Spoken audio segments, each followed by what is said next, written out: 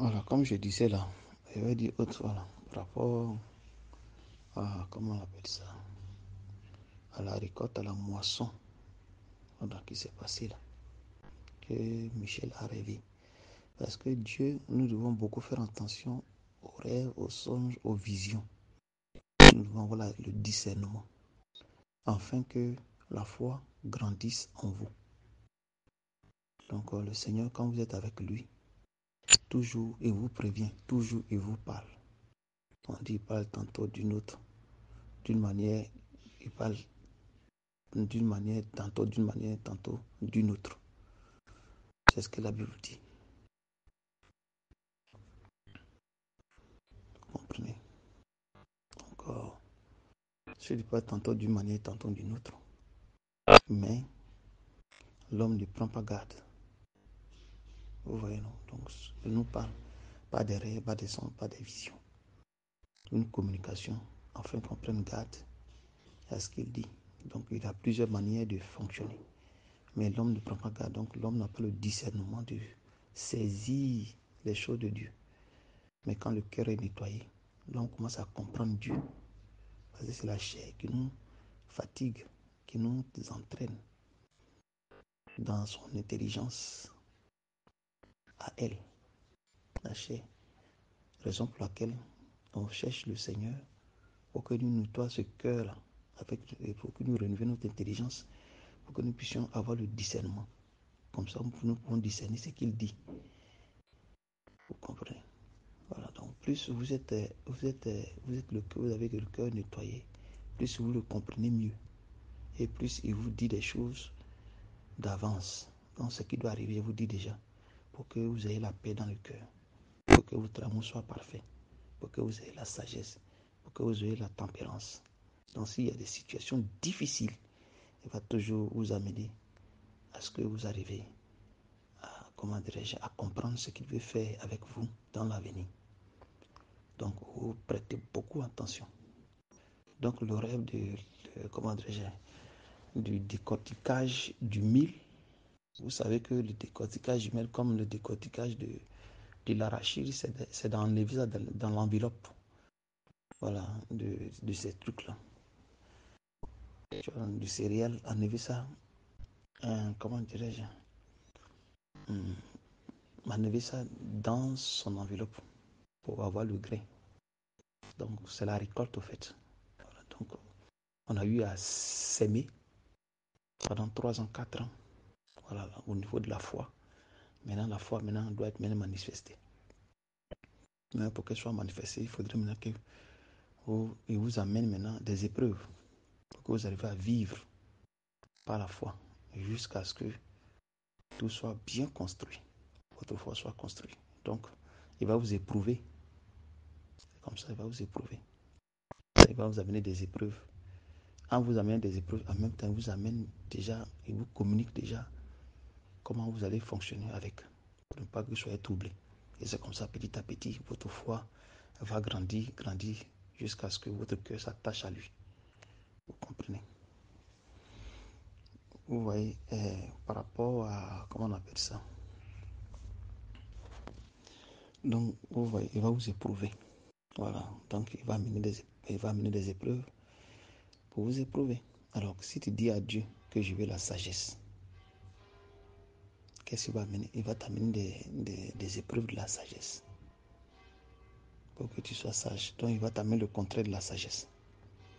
C'est-à-dire qu'il va t'amener soit quelque chose, des circonstances qui vont t'amener à la colère ou qui vont t'amener à ce que tu puisses ne pas être sage.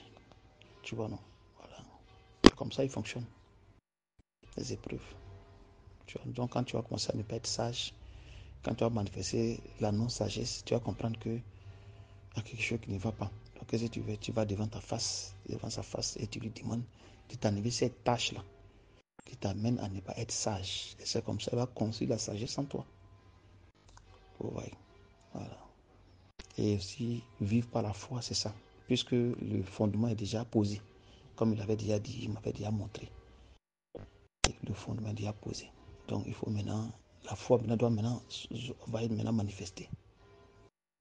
Tu vois, voilà. La fois il peut manifester. Donc, le décortiquage, la récolte, ça, c'est ce que ça dit. Donc, vous qui êtes resté ici, voilà, il a donné le nombre. Donc, vous qui êtes resté ici, là, vous devez maintenant, pour que vous comptez sur lui, je vous dis déjà que n'ayez pas peur. Restez tranquille. Tu as eu le rêve qu'il t'a fait où il t'a dit que ton téléphone, ils ont volé. Ils ont volé ton téléphone. Et il a te dire que ne crains pas. Tu seras toujours en contact avec ton père. Parce que tu es inquiet de ne pas être en contact avec moi. Ça a dit non, ne crains pas.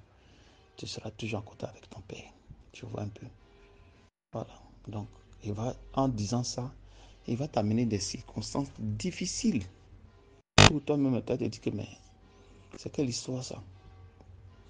Où tu ne vas même pas avoir l'argent pour pouvoir te connecter avec moi.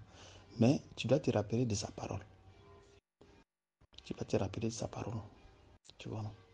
Donc, en te rappelant de ta parole, ça met la paix dans ton cœur. Ça te donne l'espérance. L'espérance qui est la foi.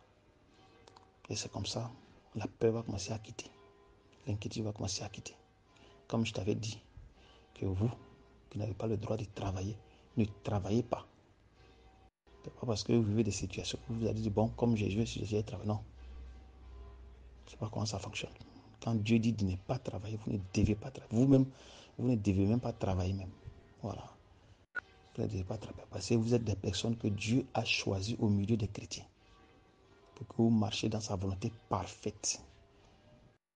Parce que votre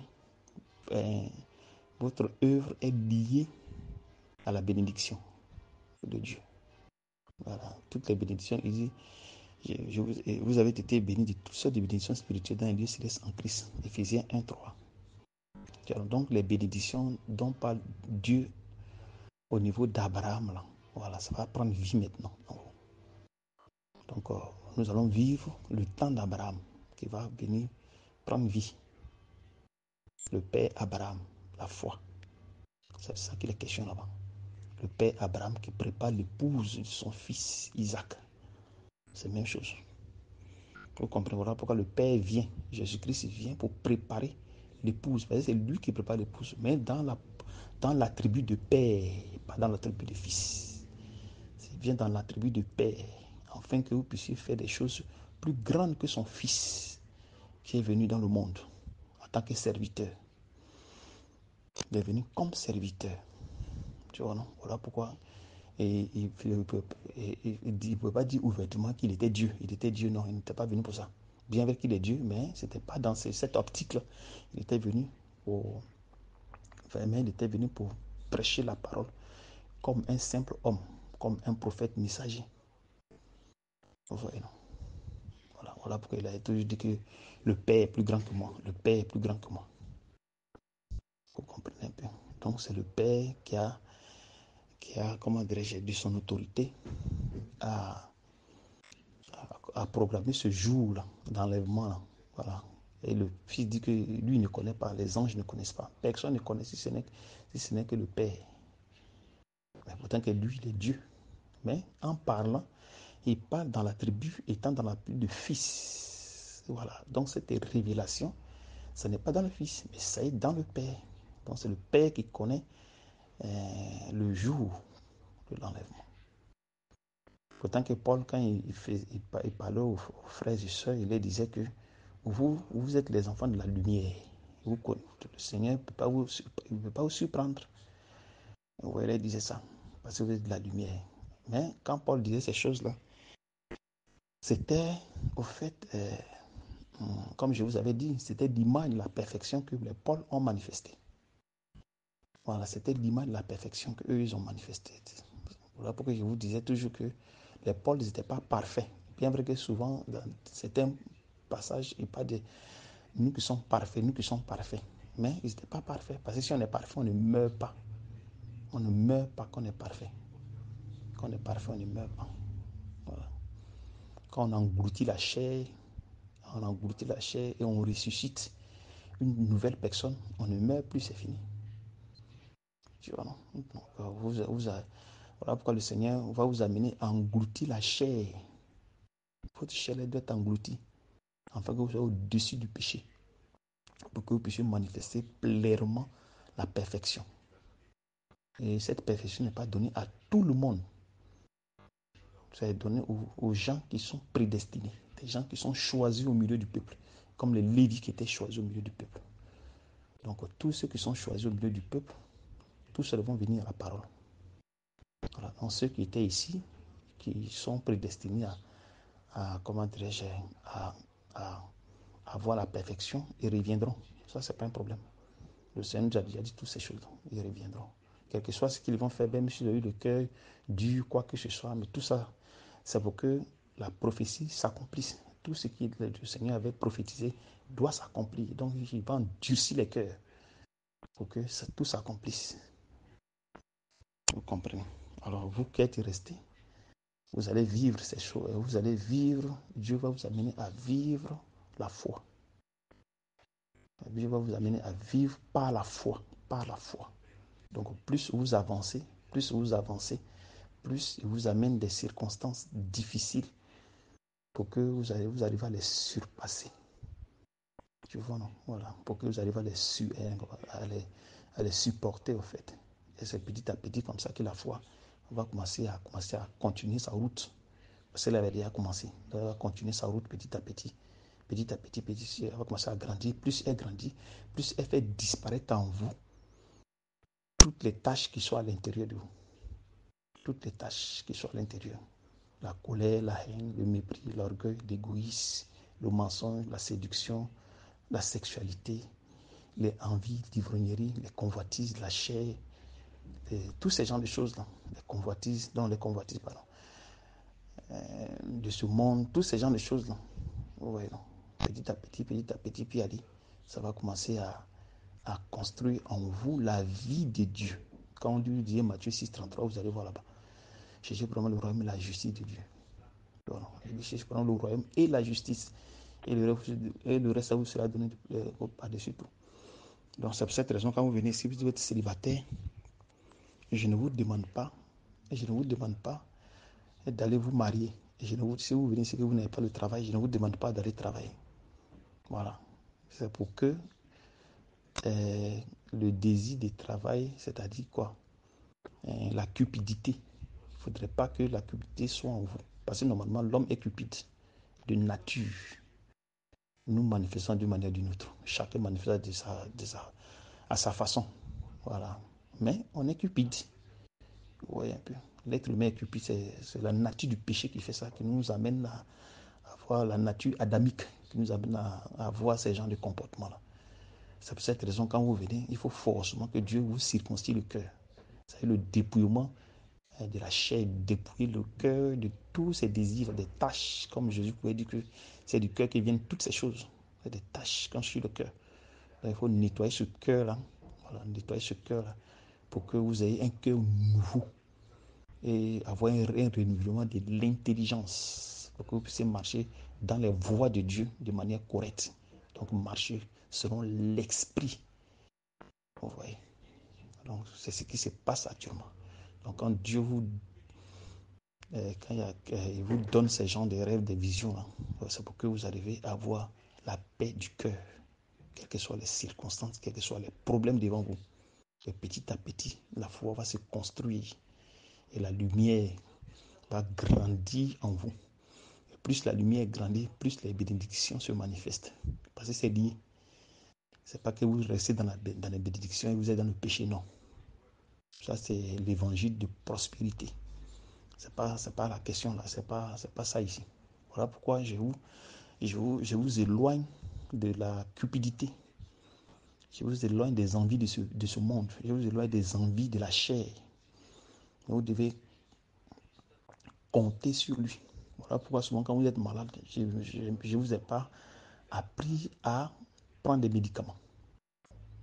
Je vous ai appris à compter sur lui par rapport à la prédestination que je vous ai prêchée. Puisque l'homme guérit selon la volonté de Dieu, au temps convenable de Dieu. On ne guérit pas parce qu'on a pris des médicaments. Non.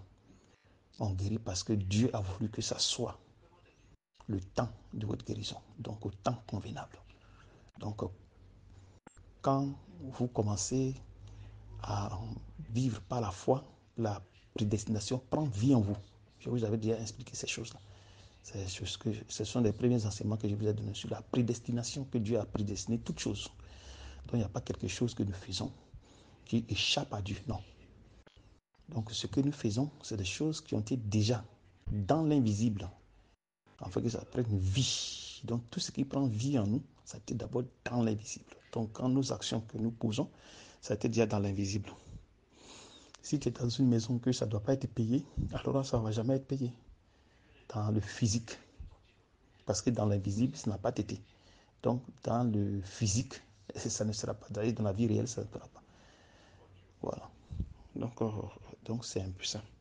Donc, le décortiquage qu'il vous a montré, c'est la récolte. Voilà. Il est temps maintenant pour vous maintenant de marcher maintenant par la foi. C'est pour cette raison qu'il a balayé l'ancienne gloire qu'on manifestait. Voilà, l'ancienne gloire qu'on manifestait pour mettre la nouvelle. Vous comprenez pas? Voilà. Comme il va dire dans Osée 2, à partir du verset 9, que la gloire, comment dirais-je, la gloire de cette dernière maison est plus grande que la première. Dans Osée 2, verset 9, à partir du verset 9. Tu vois, non? Donc, l'ancienne gloire qu'on a manifestée ici, il balaie ça pour manifester maintenant une gloire plus grande, une nouvelle gloire. Tu vois, non? Voilà. Donc, c'est vrai que ça va secouer la chair. Ça va secouer la chair. Mais plus vous avancez, plus aussi, il nous révèle encore des choses. Tu vois, non? Parce que c'est lui qui nous donne la direction. C'est comme les enfants d'Israël qui quittaient en Égypte, qui partaient, comment dirais-je, dans le désert, dans une colonne du Seigneur. Tu vois, non? Donc, le Seigneur les guidait et il était devant. Il leur donnait la lumière et puis il avançait. Ils avançaient. Avec, comment dirais-je, avec Moïse. Donc, il donnait la direction. Voilà. Et Moïse pouvait dire que non, restez tranquille. Ils arrivent, mais restez tranquille. N'ayez pas peur. Ouais, donc c'est pareil. Donc Dieu nous prévient déjà de ce qui va arriver. C'est comme ça qu'il nous est prévenu, mais bon, on n'a pas pris garde de toutes ces choses-là. Sinon Dieu prévient toujours. Il prévient toujours. Il ne fait pas les choses à la hâte. Non, il nous prévient. Mais ça nous amène aussi à comprendre aussi beaucoup de choses pour avoir le discernement de ces choses-là. Donc petit à petit, on grandit dans la parole, dans sa parole. C'est son école, non? Il nous apprend la foi. Alors, comme c'est quelque chose que nous-mêmes, ça n'y est pas en nous, bien vrai que c'est prédestiné en nous. Il a mis ça en nous. Mais seulement qu'on n'a pas développé. Donc c'est par des enseignements que lui développe ça. Puisque là, c'est un don. La foi, c'est un don. La foi, vivre par la foi, c'est un don. C'est pas considéré ma tête, on vit par la foi. Non, ça ne marche pas comme ça. C'est pas possible. Donc, tout ces histoires. Pourquoi je dis, si vous avez des rêves, des visions, des songes, ne gardez pas. Voilà, ne gardez pas. Donnez-les et comme ça, on va voir sur la direction du Saint-Esprit comment ça va, le Seigneur va expliquer. Voilà, afin qu'il dispose nos cœurs dans la paix. Voilà, afin que nous n'ayons plus de crainte, nous n'ayons plus d'inquiétude. Parce que l'être humain, normalement, qu'est-ce qu'il fait? Quand il commence à connaître Dieu et qu'il marche avec le Seigneur, qu'est-ce qu'il fait? Quand il voit que ça ne va pas, allez, il commence à toucher. Il commence à toucher la chair. Il commence à faire ce que le Seigneur ne lui a pas demandé de faire. C'est-à-dire qu'il va commencer soit à créer le travail, il va commencer à dire aux gens, vous devez être, comment dirais-je, des gens, vous devez travailler, vous devez créer des sociétés, vous devez être des chefs d'entreprise. Pourtant que ce n'est pas Dieu qui a demandé tout ça. Hein. Mais ils vont commencer à créer ça, ils vont commencer à vouloir aider Dieu. On n'aide pas Dieu. Dieu ne l'aide pas. Donc quand tu fais ces choses, et que tu penses que tu vis par la foi, ce n'est pas vrai. Ce n'est pas vrai. Parce que ceux qui vivent par la foi, là, ils ne travaillent pas. Ceux qui vivent par la foi ne travaillent pas. Quand vous voyez les Lévites, ils n'avaient pas de terre, ils ne travaillaient pas. C'est le peuple qui les nourrissait. Pourtant, bien vrai que Paul a dit de travailler pour celui qui veut manger, pour celui qui veut faire quoi que ce soit. Oui, mais c'était dans la mesure de foi de Paul. C'était dans la mesure de foi de Paul. C'est pour cette raison que quand vous n'avez pas le niveau de comprendre ces choses, vous devez beaucoup faire attention. Priez Dieu pour que vous arriviez à comprendre. C'est très important parce que Paul dit marcher selon la mesure de foi que nous recevons de Dieu. Voilà. Parce que nous n'avons pas les mêmes mesures de foi.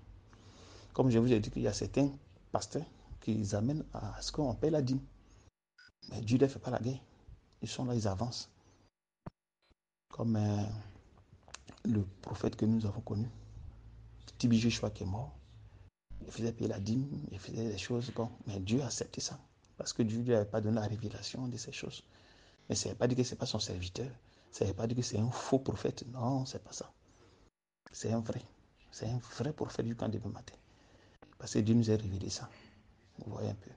C'est un prophète, mais seulement qu'il ne lui a pas révélé certaines choses. Donc c'est par rapport à sa mesure de foi. Voilà. Donc nous sommes comme ça, pleins dans le corps. Oui, tout cela, ça forme un seul corps, Christ. Vous voyez. Donc parmi ce peuple, Dieu a choisi des personnes qui consacrent différemment. Voilà pourquoi ils ont leur manière de vivre. Donc, pourquoi Dieu vous fait vivre différemment? C'est pour que vous arrivez à manifester des choses que les gens n'ont pas encore manifestées. Donc, les autres chrétiens n'ont pas encore manifesté. Ils ont manifesté, mais pas à ce niveau que vous devez manifester. Pas à ce niveau-là. Vous comprenez? Voilà, pas à ce niveau. Donc, Dieu vous amène à vous consacrer autrement. Peut-être qu'il vous disait que vous êtes spécial pour moi. Vous êtes spécial pour moi. Il disait ça tout le temps. Et vous êtes spécial pour moi. Mais tout ça, la chair a rejeté. La chair a rejeté ces choses-là. Mais avec le temps, petit à petit, puisque celui qui amène la compréhension, celui qui amène aussi l'endurcissement. Donc avec le temps, tout ça, vous allez comprendre ça petit à petit, petit à petit. Mais c'est dans la souffrance que la foi sera construite. Donc vous qui êtes restés, c'est avec le temps, petit à petit. Là, votre foi va grandir, grandir jusqu'à la perfection. Jusqu'à la perfection. Vous comprenez un peu? Voilà, vous allez vivre cette foi-là, vous allez vivre ça. C'est pas que quelqu'un va vous la raconter. Non. Vous allez être témoin de ce que vous vivez vous-même. Quelqu'un peut être dehors, dire tout ce qu'il veut, mais c'est vous qui vivez la situation. Voilà, pour qu'il enlève à vous l'inquiétude, pour qu'il enlève à vous plein de choses. Enfin, plein de personnes sont venues si vous avez dit que non, vous devez travailler parce que ceux qui cotisent ne sont plus là, machin. Bon, vous voyez, quand c'est déjà comme ça veut dire que ces gens-là, ils n'ont pas la foi. Ils ont l'inquiétude dans les cœurs. Donc, ils comptaient sur les cotisations. Vous voyez déjà. Ça veut dire que en faisant ça, ils sont comme des dieux. Ils se font dieux, au fait. Tu vois. Donc, ils font ça veut dire qu'ils prennent des gens là comme des dieux, au fait, quand on compte sur eux. C'est comme quand nous comptons sur notre chair. C'est pareil. Ça nous amène dans tous les sens. Ça nous amène à toucher à certaines choses. Vous voyez un peu. Mais quand nous comptons sur Dieu, alors nous nous dépouillons de la chair pour que notre cœur s'attache à Dieu. Mais là, il faut le don de foi. Voilà, donc, le don de la foi. Il faut le don de la foi. Et c'est ce don de la foi-là qui met en vous la vie de Dieu dans l'être humain. Pour que tous ces désirs-là disparaissent, les tâches-là disparaissent, pour avoir un cœur nouveau. Donc c'est un travail à faire, un travail qui consiste à beaucoup de choses. Tu vois, non? Petit à petit, le Seigneur construit. Voilà. Maintenant, ceux qui sont dehors, que personne ne se lève pour dire, je vais faire mon évangile, je vais aller enseigner. Non, je ne vous conseille pas cela. Alors si toi tu attends ce que je dis, je ne te conseille pas d'aller faire, même si on te conseille, c'est pas ton truc là-bas. C'est pas ta destination là-bas. Attends. Toi tu es encore tu es dehors, tu es en exil, donc il faut attendre. Voilà, jusqu'à ce que la prophétie s'accomplisse. Ne prends pas la peine de vouloir faire un ministère. Non, non, non, non, non. Pas faire ça. Quand le moment viendra, Dieu va ordonner ça. Parce que vous êtes sous mon autorité. Voilà. C'est pas qu'on se lève matin, puis un autre va te dire ceci, c'est cela. Non, non. Parce que ce que vous ne comprenez pas, c'est que quand vous avez des désirs dans votre cœur et que vous les aimez, Au lieu de dire à Dieu de vous enlever, vous les tenez. Dieu les accomplit hein, dans votre cœur. Hein. C'est comme ça il fait. Hein. C'est comme ça il fonctionne. Donc vous devez beaucoup faire attention. Vous allez, c'est pas parce que vous manifestez quelque chose, vous pensez que ça vient de Dieu. Non. Vous devez connaître, comment dirais-je, comment on appelle ça. C'est-à-dire que vous devez faire attention et contrôler ça toujours avec les Écritures. C'est avec les Écritures, donc vous devez beaucoup faire attention. On ne se lève pas pour dire que, ouais, puisque j'ai fait ceci, bon, je vais faire mon ministère, je vais faire... Non, le ministère ne se fait pas comme ça. Pour que vous fonctionnez très bien, vous devez attendre l'ordre de là-haut, passant par ton Père dans la foi. Voilà. Si ce n'est pas le cas, il sera compliqué. Parce que tu n'es pas appelé à ça. Tu es appelé à avoir un ministère parfait. Un ministère parfait. Et non pas un ministère selon la chair, mais un ministère selon l'esprit. Donc c'est différent. Un ministère où tu ne dois pas vivre dans le péché. Un ministère où tu ne dois pas manifester les désirs de la chair, l'inquiétude, les murmures, tous ces genres de choses-là. Non, tu dois être parfait et glorifier Dieu dans ton être devant des païens. Voilà. Donc, faites beaucoup attention. Toutefois, quand vous dites quelque chose, vous n'allez pas contre ces... Non, non. Vous n'allez pas aller parce qu'on me l'a dit, paf. Non, non, non. Ne faites pas ça. Parce que c'est vous qui en payez après. Hein. Quand ça va commencer, c'est vous qui allez payer les pots cassés. Ce n'est pas l'autre qui vous a dit ça, mais c'est vous-même. Vous allez payer les pots cassés. Donc, vous attendez. Vous attendez. Parce que vous avez été construit au niveau de la foi. À partir de la foi que vous avez été construit. La vie de la foi doit être en vous. Ça, c'est votre part, ça. Voilà. Les gens ne connaissent pas ces choses à dehors. Personne ne connaît ça dehors. Et je vous répète toujours, personne ne connaît dehors ces choses. Personne ne connaît. Donc, que personne n'aille vous dire, faites ça, faites ceci. Non. Non. Ça, je vous déconseille ça. Vous devez attendre et demander toute la direction du Saint-Esprit. Comme je vous ai toujours enseigné. Demandez la direction du Seigneur. Toujours dans votre chambre. Priez et demandez la direction. Exposez le cœur afin que Dieu dirige le cœur. Quand c'est comme ça, mais si vous êtes focalisé sur quelque chose, attention, ne faites pas ça. Vous devez toujours disposer le cœur pour que Dieu conduise le cœur, qu'il conduise le cœur, qu'il conduise le cœur, afin que vous arriviez à accomplir ce qu'il a accompli. Comprenez? Si c'est dans la souffrance que vous devez accomplir, alors vous devez accomplir cela. Et ceux à qui Dieu a dit que vous allez souffrir, alors attendez la souffrance.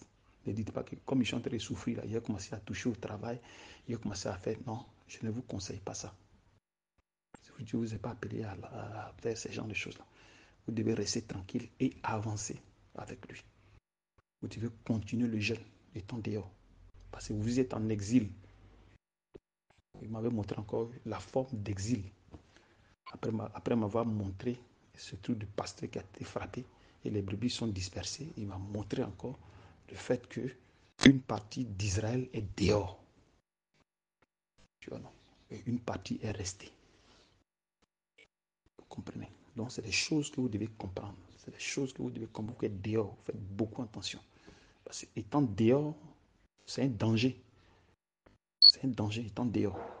Vous êtes hors de la maison et vous êtes dehors. Donc, vous devez respecter les instructions. Si vous respectez les instructions, il n'y a pas de problème.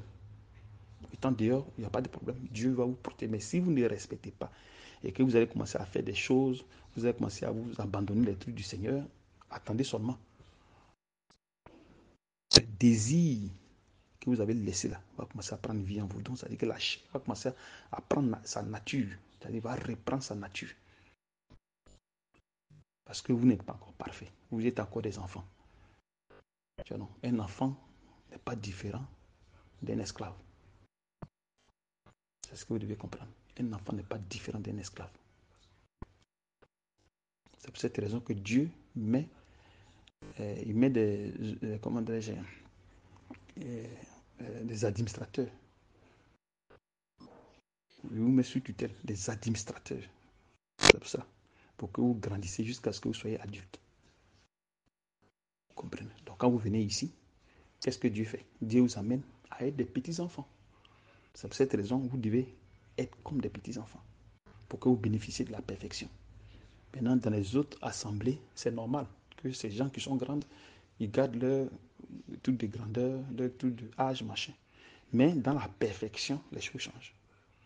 C'est pas la même chose. Voilà, vous voyez. Vous qui êtes grand et que vous voulez rester dans votre histoire de grand là, ça ne va pas vous profiter. Parce que la parole de la perfection ne prendra pas vie en vous. Il faut se rabaisser afin que Dieu t'amène à grandir. Donc, il rabaisse votre être, il rabaisse votre personne à l'état de petit enfant. D'abord, ça c'est la perfection. Parce que étant petit enfant, maintenant vous pouvez recevoir maintenant les instructions du Saint-Esprit. La personne qui vous enseigne. Mais si vous êtes déjà grand, vous dites que vous tapez la patrie, je suis grand, je suis âgé, on doit me mettre dans ce rang, on doit faire ceci, on doit faire cela, il sera difficile qu'on vous me corrige, on fait, ça ne rentre pas, c'est pas possible. Même si vous dites que c'est possible, mais c'est faux, c'est pas vrai. La chair ici ne fonctionne pas comme ça. Donc vous devez beaucoup faire attention. Étant d'ailleurs, vous devez beaucoup faire attention. Vous devez beaucoup faire attention. Beaucoup faire attention. Là, il s'agit du spirituel. Et je vous ai toujours dit de faire attention. Le spirituel et le physique, c'est deux mondes carrément différents. Carrément différents. Et chacun est dans son domaine. Moi, je suis dans mon domaine de la foi. Voilà. Ça, c'est ce que Dieu m'a donné lui-même. Ce n'est pas que j'ai demandé. C'est Dieu lui-même qui me l'a donné. Ce n'est pas quelqu'un d'autre. Donc, c'est Dieu qui me donne les enseignements. C'est Dieu qui me donne la direction, pas une autre personne. Vous comprenez? C'est ce que je vous transmets. C'est des choses que l'être humain n'a jamais vécues. L'être humain ne connaît pas. Même avec l'intelligence humaine où tu es à l'école, tout ça, tu ne peux pas connaître ces choses-là. Parce que ce n'est pas avec la sagesse humaine que Dieu nous enseigne. C'est avec la sagesse de Dieu. C'est pour cette raison qu'il y a la transformation. Quand vous voyez que vous êtes transformé, c'est parce que Dieu vous a ramené à l'état enfant.